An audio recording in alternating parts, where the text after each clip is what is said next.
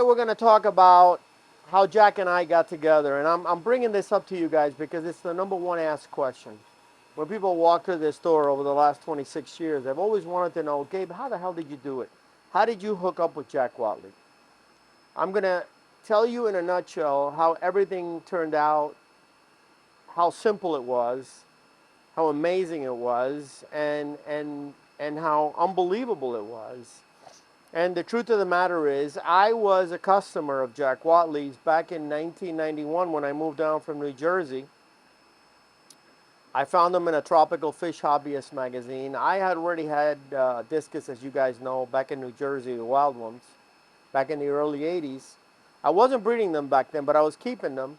And then when I moved down in 91 from New Jersey down here to Miami Beach, I decided to set up a 125. It was my lifelong dream to have a big tank, and I was able to do it.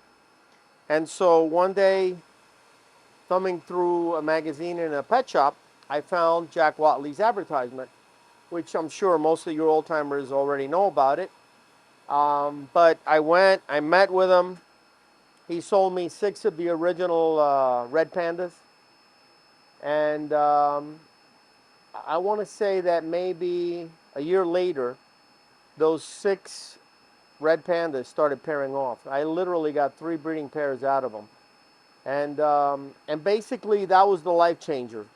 I had never realistically gotten anything to breed inside any of my tanks, but I guess this was my calling, if you want to call it that. And so I followed through back then in the early 93, 94s. There was no internet, or if there was, it was very limited. There was no cell phones. If there were, they were very limited. And so everything was long distance. I had to call people, find out information, how to do it. Never once called Jack Watley. But I called plenty of other people. I called the breeders in Canada. I called breeders in California. Called them all over the place. I was spending about $500 a month trying to get information on how to breed. And so all that suffering that I went through is primarily the reason why I bring all these videos to you guys, is so you guys have it easier than I ever did, and so that the information is readily available. I think that back in the day, if more information was given out by everybody, this hobby would have taken off for everyone a lot sooner, not the way it is now. And so it was always about the love of the discus, and one thing led to another, a lot of money spending, a lot of setting up tanks in a condominium on 29th and Collins. And so that's where it all started. Lo and behold, 1994 rolls by, and I get a phone call from Jack Watley asking me if I still had the original fish that I had bought from him. And I told him that I did, that they were all alive and well, and they were thriving. And he said if it was possible for me to sell him back the fish, because he had had an accident with a raccoon in his garage, and the raccoon literally scared out the last breeding pair of red pandas that he had, and so he didn't have the line anymore. And looking at his ledger where he kept records, he saw that I was the only local guy that had bought that strain from him. So I remember that I told him, Jack, rather than buying the original ones from me, which I'm, kind of fallen in love with, and they're like my babies, why don't you buy their offspring? And I remember there was a pause on the phone, and Jack said, Gabe, I'm a little bit too old for you to be pulling my leg. And me, with my New Jersey attitude, was like, what do you mean by that? And he said, well, I don't need for you to be lying to me just to impress me. And I was like, well, listen, if, seeing is believing. I'm off next Saturday. You're more than welcome to come by the hatchery, not the hatchery, but the house, and see the fry and the babies and everything else. And he said, okay, fine, I'll do that. And I'm going to show you guys a picture, which was taken in May 4th, 1995. And this was Jack Watley and I sitting on my couch in the living room in front of the Discus hatchery. I'm going to tell you something about this picture. This is what I call meeting of the minds. For some odd reason, from that day on, Jack and I planned everything that you guys see behind me. I was at the right place at the right time. Jack had 3 daughters and a son, and none of them wanted to be involved in the business. You guys know that I have 2 kids that joined the Coast Guard because neither one of them wants to be involved in the business, and I understand that. And you know what? Happiness to all of them. Okay, not everybody has to follow in their parents' footsteps. But it just so happens that Jack and I met at the right time when Jack was already in his 70s and he needed somebody to take over.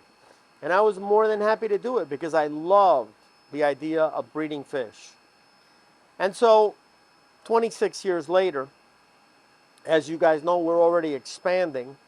But basically, in a nutshell, it's what you call um, a dream come true. Think about a hobbyist meeting the most renowned discus breeder on earth and becoming his partner. Just think about that. Let that sink in. It's something that you don't think about. You don't think it's ever going to happen, but it's the equivalent of playing the lottery with $1 and hitting. Just think about that.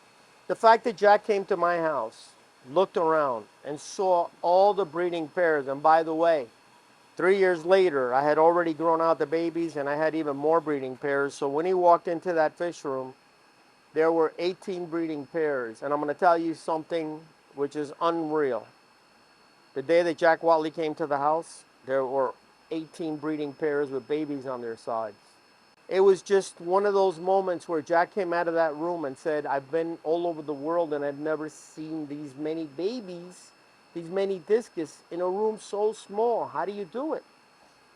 And I told him, I said, I wake up in the morning, I walk into the fish room, I do a water change, I get the food, which I make myself, I feed it to them, I have breakfast, I shave, I shower, I come back to the fish room, I clean again, I feed again, and then I go to work. And when I come home, I do the same thing all over again.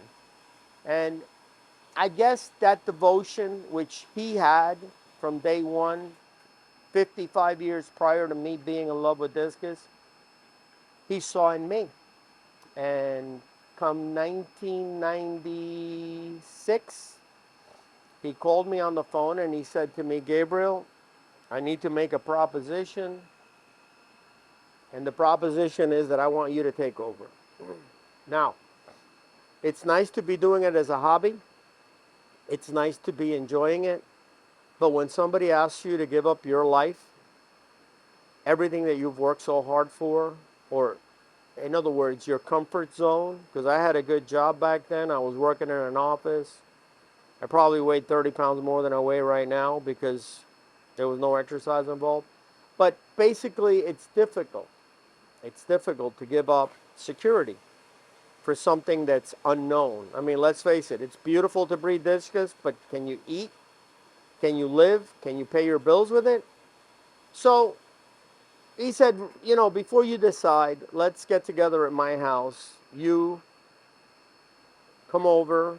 Gloria, my wife, will be there. And the 3 of us will chat. And, you know, we'll show you the boats. And we'll see if you're interested. And I'm going to be honest with you. I wasn't happy where I was working. I loved the fish. Anytime somebody, one of my clients walked in and talked about fish tanks, my life changed. In other words, I was distracted completely.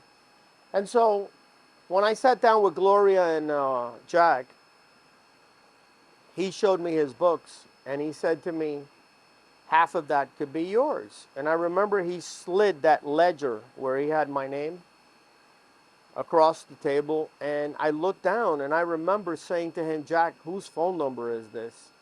Because it was such a large number. And he said to me, half of that is yours. And by the way, it was like $495,000, just so you guys know. So I remember I didn't have a cell phone, and I remember I asked him, I said, can I borrow your phone? And I went to the kitchen and I dialed my old work. And I said, I'm not coming in on Monday.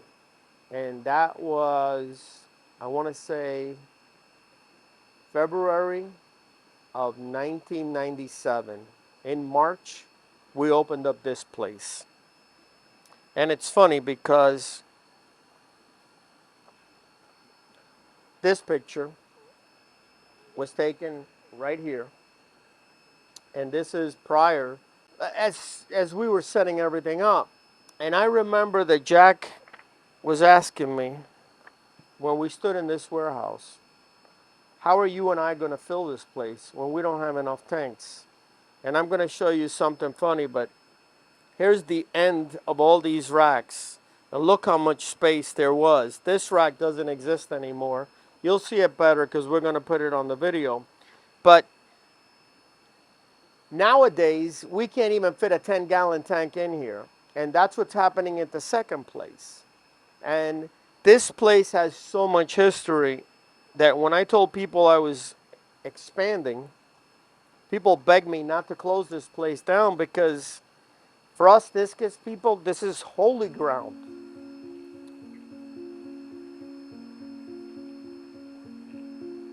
I've had people come through these doors and literally kiss the ground. Kiss the ground because their entire lives they thought about walking through this place. And to them it meant something. And so this place will always be here. I'm not going to close this down. We're going to expand in order to be able to fulfill all the orders and be able to have the capacity for the amount of work that we're getting. That's the reason for the second place. But this holy ground is not going anywhere. This will always be here. My father, who passed away 8 years ago, helped me build this place. So it's not just Jack Watley. It's my father. It's everybody who loved me, who put their heart and soul into this place. And this place means a lot to all of us. So for me to close this place down would be the equivalent of me doing my last video for you guys and saying, that's it guys, I'm retiring. And at 62 years of age, if I get another 20 years, I'm going to be here forever boring the crap out of you guys. So get ready, okay? And so I just wanted to let you guys know how it all started, how this fairy tale, because that's what it is, a fairy tale, came along, and how in my own history and in my own path, there will be a fairy tale for somebody else who will take over, just like I took over for Jack. You know, I know for a fact my kids don't want to be involved in this, and I respect it. You know, every time I talk to them, they have smiles on their faces. And I love them for that. Their happiness is my happiness. But at some point in time, you know, I'll have to hand over the baton as well. And it might not be a Posada. So I will back them up 100% because, let's face it, it's about the love for the Discus. And that's why we're here doing this video. Because I want you guys to know how everything came together. Okay? And how two people that had never met just all of a sudden joined forces because of the love for these fish. And basically, that's the whole story in a nutshell that everybody asks me about. How did all this happen? How the hell did you end up being Jack Watley's partner and now Jack Watley Discus representative? And that's another thing I want to tell you guys. I know how much work Jack did and how much of his life he put into these fish. And that's why I continue to carry the name. Not because I want to use his name to glorify myself, okay? I've never been into this for the fame and glory. You guys that know me personally know this, okay? But nowadays that everybody forgets within a week who's who, I don't want anybody to ever forget who Jack Watley was. Okay? And everything he gave to this hobby. Because let's face it, back in the day, when there were no reverse osmosis, when there were no true heaters, no pH meters, these guys were pioneers in what we love today. So as long as I live and have this business, I will pay tribute to my partner, my fallen partner, okay? By carrying his name. So I hope you enjoy this. And I'm saying it from the bottom of my heart. That second hatchery, when we start doing the videos, I'm going to dedicate to each and every one of you who've been patronizing me for 26 years. My pleasure, Gabe Posada.